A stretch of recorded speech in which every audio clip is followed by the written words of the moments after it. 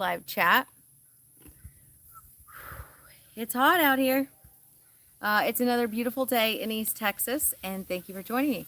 I am Mary from Mary's Heirloom Seeds, and I try to go live here every Thursday at 5 p.m. Central Time. For those of you joining me for the first time, welcome. And for those of you that are regulars, welcome back. If you haven't already, please hit the thumbs up and subscribe to my channel. So today's a little different of a conversation. Couple things. It's hot. It's East Texas. It's supposed to be hot in August. And I was actually going to go live in my fenced-in garden until I realized that the area that I was going to go live in was full sun blasting in my face. So here I am in the partial shade portion of the newer garden so that I can be a little more comfortable. Hey, Caitlin, thanks for joining me. And I just realized as I was walking out here, unplanned, I'm matching. Hey, Inga, but that's okay because I'm feeling pretty feral today. So I hope you enjoy tonight's topic. So I'm going to go over a wide variety of stuff, but arugula is just a random thing. Hey, Jenny, thanks for joining me. Arugula is boring, kind of. As a general topic for a video, I thought, arugula, really, Mary? Like, you couldn't come up with something better?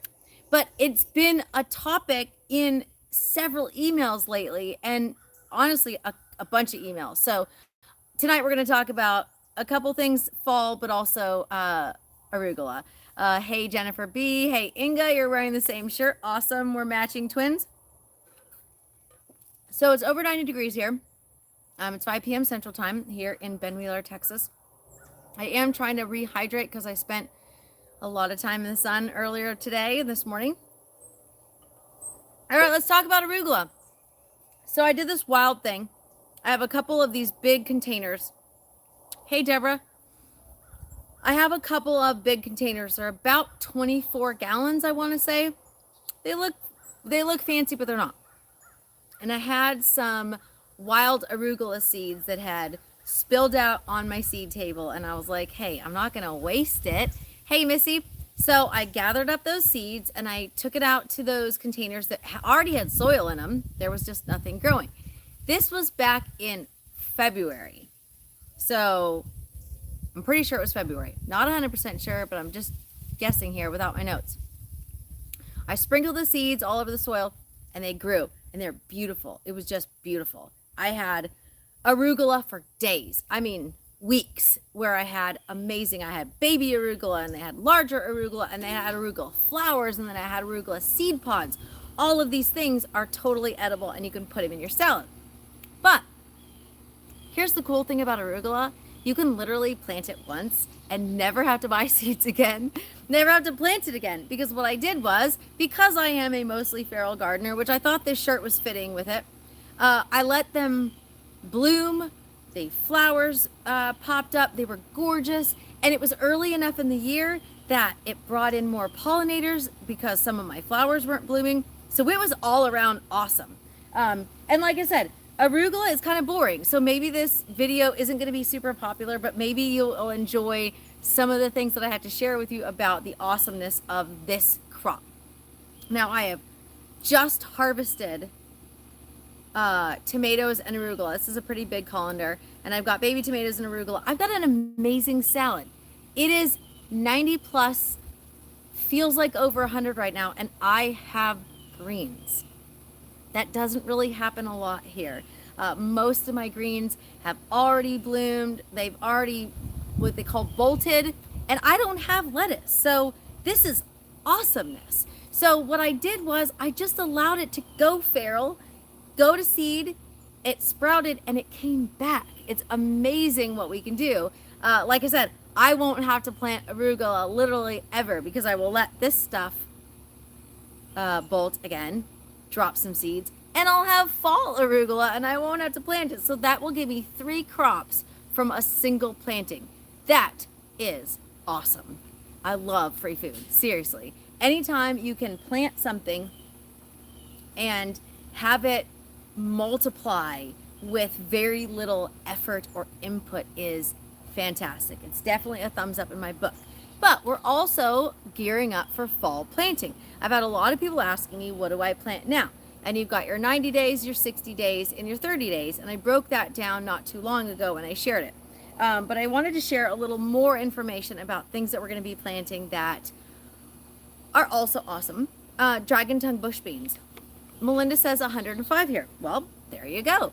I believe the high today was 96. Feels like 106. I may be wrong. But again, this is almost unheard of. Okay?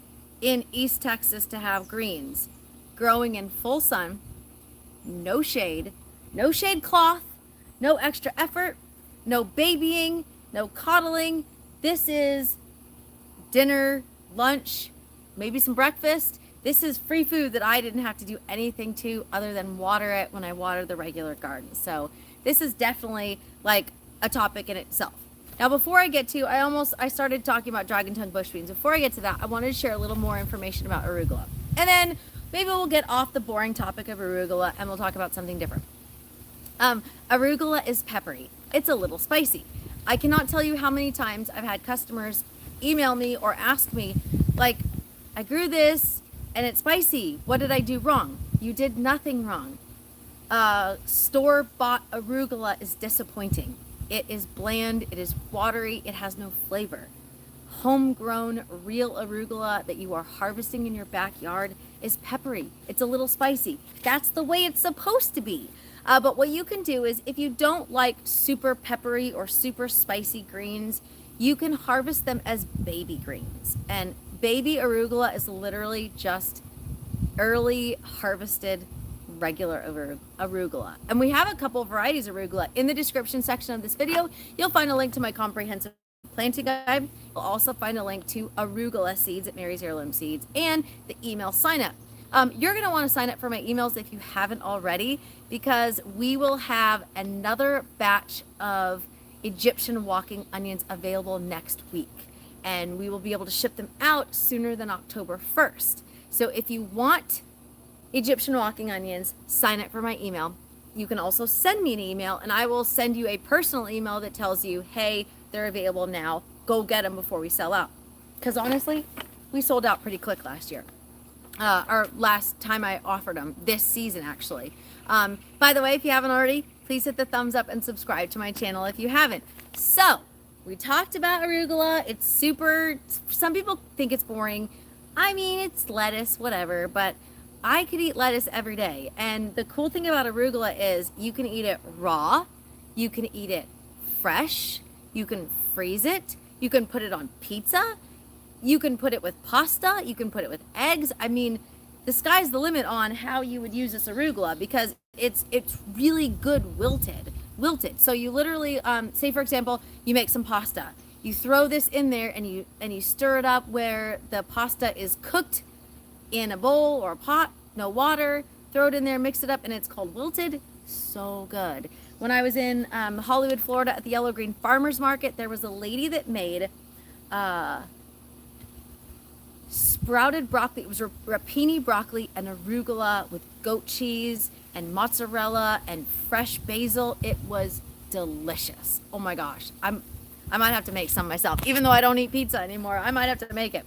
Inga says, I used to think it was my soil until I started planting it in different soil and I found out it was just the arugula.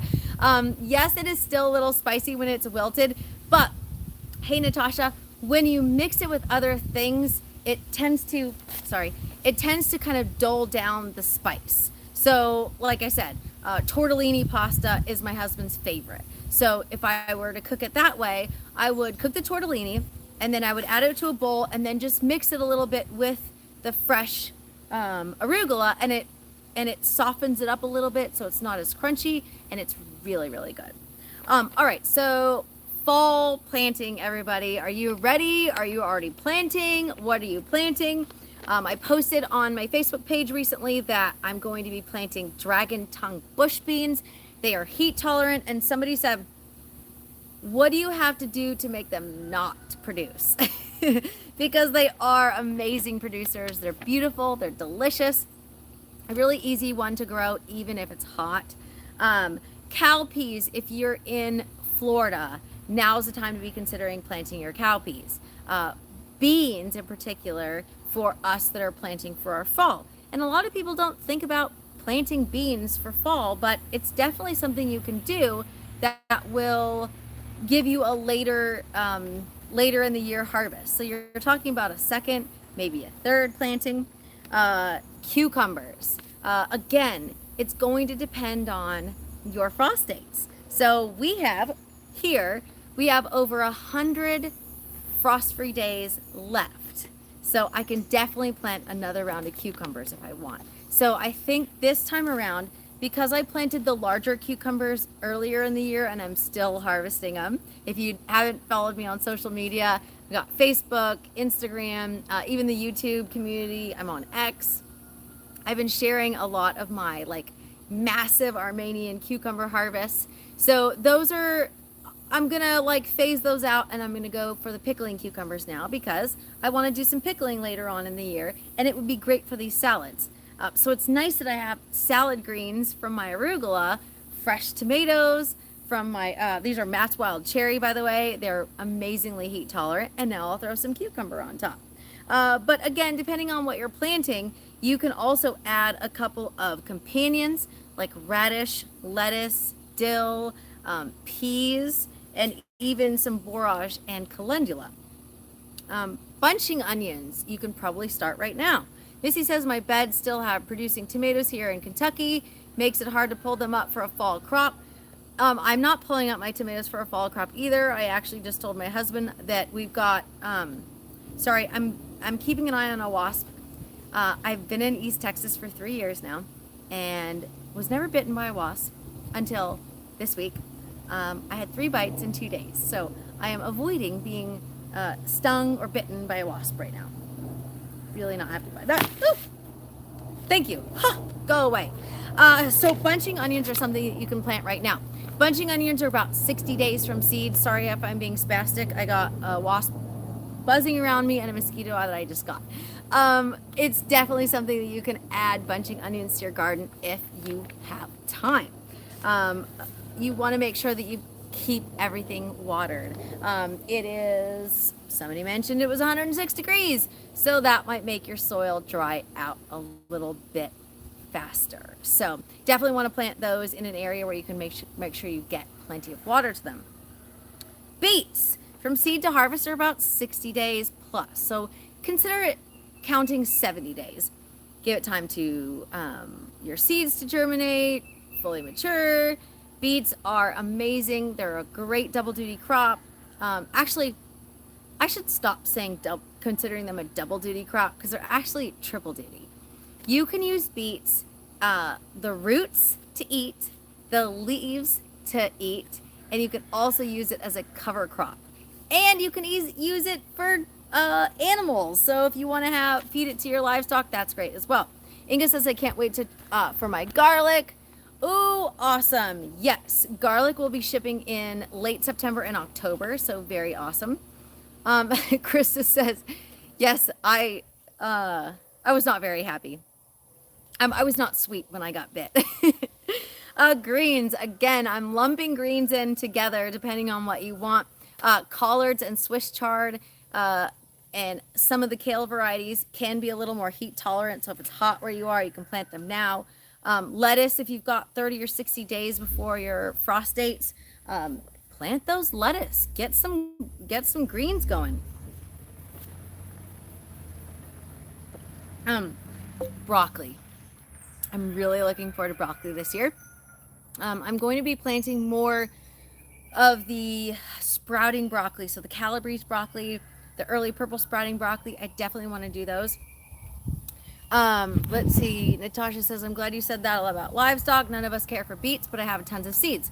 So Natasha, rabbits love the woody beets as well. That's perfect, Mimsy's Garden said.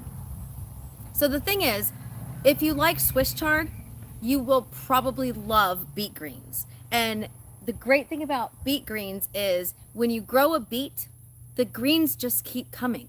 So you can harvest some of those greens and they'll keep producing more greens. If for some reason you're done, you don't want to do it anymore, pull that beet out, toss it to whatever livestock. It's pretty good for them depending on what livestock you have. My chickens are a little, I don't know, they're special ed. They don't really like beets. They don't like cucumbers. I really would love if my chickens would eat cucumbers. They're so special that they like Thai holy basil, but they don't like cucumbers. They like squash greens, but they don't like regular lettuce greens. And I'm like, why are you so special? I would love for you to just eat everything and not have to worry about it. Anyway, so if they don't eat the cucumbers, I put them in the compost bin. It's not that big of a deal. I usually tend to share it with them. But this batch of chickens doesn't like cucumbers. My last batch of chickens loved cucumbers. They do love watermelon though. So, I mean, I do that. Natasha says mine eat everything. Seriously, I wish mine would eat everything. This is the weirdest batch of chickens I've ever had because usually my chickens will eat anything. All right, cauliflower. I don't know about you, but cauliflower is another good one for fall. If you really want to grow it, spend some time on it. It does take a little bit of effort. You are going to need to give it a little space. You are going to need to give it some plenty of nutrients, really good soil, and you're going to have to watch for pests because cauliflower is notorious for, at least for me, aphids. So you want to make sure you watch for that. Carrots. We just talked. Mimsy's Garden says chickens aren't real bright most of the time. You are correct. I literally watched my chicken try to get out of the run about a foot from the door, and she just kept trying to get out the fencing and not out the door, which was literally right there. And I was finally like, listen, lady, like scooch a little over. And she's like, oh goodness, there's a door. Anyway, but we love them. I love my chickens. They're just, they're chickens. So carrots are another one. They take a really long time to germinate. Carrots are going to take about 21 days to germinate. And if you don't follow me on Facebook, I will reshare the information to my YouTube community section. I just posted a long list of tips for growing cucumbers. Cucumbers. Sorry, I got cucumbers on the mind for my chickens. Carrots. That is probably one of the number one please help me emails I get is I planted my carrots. What's going on? How do I get better carrots? So definitely check out the community section after my live video. If you're just watching this video and we're live, I've got some free seeds for you. If you missed my post on Facebook today, I am going to include a free pack of Benning's Green Tint Scallop Squash. I love Benning's Green Tint Scallop Squash so much that I want to give you guys some free seeds. They are prolific. I had one lady say she harvested 32 from a single plant. Do you know how much food that is? That is a massive amount of food from a single plant. And they're small.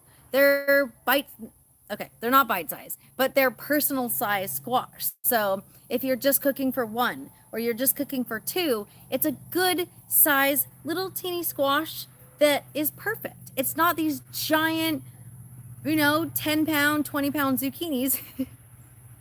It's a really small one. And I have these here. So summer squash does not store well like winter squash. So if you want a good one that stores well, check out Table Queen Bush Squash or Gill's Golden Pip. These will store in the refrigerator well, but they don't store long period. You can stuff them, bake them, and freeze them, and then defrost them and eat them at a later time. So delicious. I've totally done that before. Can you do carrots in a grow bag successfully? Yes, you can grow carrots in a grow bag successfully. You just have to keep an eye on it. A, you need a deep enough container. B, you need to keep it plenty water because those containers can, like a grow bag, a fabric grow bag, those can dry out pretty quickly. So those are a couple of tips for growing those. Faster maturing are turnips and rutabagas. Now, a lot of people don't think about turnips and rutabagas. They're like, I've never had a turnip. I don't know what a rutabaga is, so I'm just going to pass on it. I love turnips. I love rutabagas. You can actually fry up turnips just like you would potatoes. It's not going to taste the same, but it's really delicious. And so that's an option for me. I can grow way more turnips in my area than I can potatoes just because that's the way I'm set up for it. I have much better success with turnips than I do potatoes, so I use turnips. Rutabagas, not everybody grows rutabagas, and not everybody has a taste for rutabagas. Me, personally, I have a thing for rutabagas, and I love them. So I definitely will be planting way more of those as well. And last but certainly not least is going to be radish. Radishes are another one that's good. Watermelon radish you can grow in a fall garden, and they do really, really well. But there are some other ones that do well as well. Sorry, I'm distracted by maybe something over there. Inga, what do rutabaga taste like? Some people say they taste like dirt. I don't think they taste like dirt. Some people say that they taste like a more mild turnip. Some people say they're not spicy like a radish. They're not earthy like a beet, and they're not as sweet as a turnip. That's an interesting question because I've never had anybody ask me what they taste like. It's different. I love pretty much every root crop available. Radishes being one of them. You can also fry up some radishes as well. You can also add radishes to like a stew in place of potatoes. Not the same as potatoes, but it's still really, really good.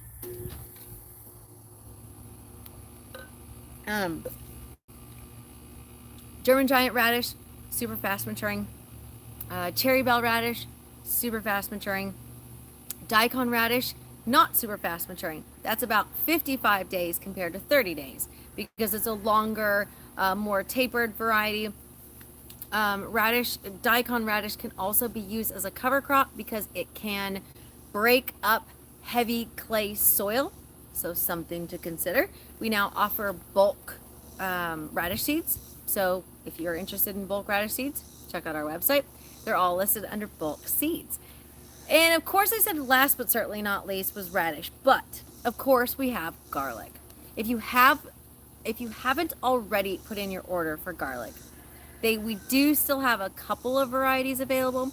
And then once we get all of the pre-orders shipped out, August 1st, I will update our online availability and there will be extras. I always plan ahead and make sure that I don't oversell our garlic. One, because I want to plant it too, and two, because I don't want to have anyone miss out on garlic because they ordered it from me and then they didn't get it. So we will have extra garlic October 1st. We will also have extra Egyptian walking onions next week. So definitely stay tuned for that. If you haven't signed up for my emails, definitely sign up for my emails. It is hot. I'm done for the day. I'm glad you all joined me for my discussion on, what is this again? Arugula. It's one of my favorite greens because it's spicy. I love spicy stuff. And I literally just went out to my full sun garden and harvested this. This is from one container. And one plant. Ooh, one plant. And these are growing in full sun. So I'm excited to have a summer salad here that is nice and spicy. Kind of like me sometimes. Alrighty, everybody, if you've got questions, send me an email. My email is mary@marysheirloomseeds.com. If you want to sign up for my emails, in the description section of this video, you will find a link to my comprehensive planting guide. Arugula seeds if you want to go buy some, because wild arugula is a fantastic option for fall as well. And then, of course, you can sign up for my emails and get updates as soon as I plant them. Send them, plant them, all the good things. Alrighty, everybody. You can tell I'm a little overheated right now, so I'm going to go inside. If you guys have any questions, like I said, send me an email, and I hope to see you next week. Everybody, happy Thursday and happy planting.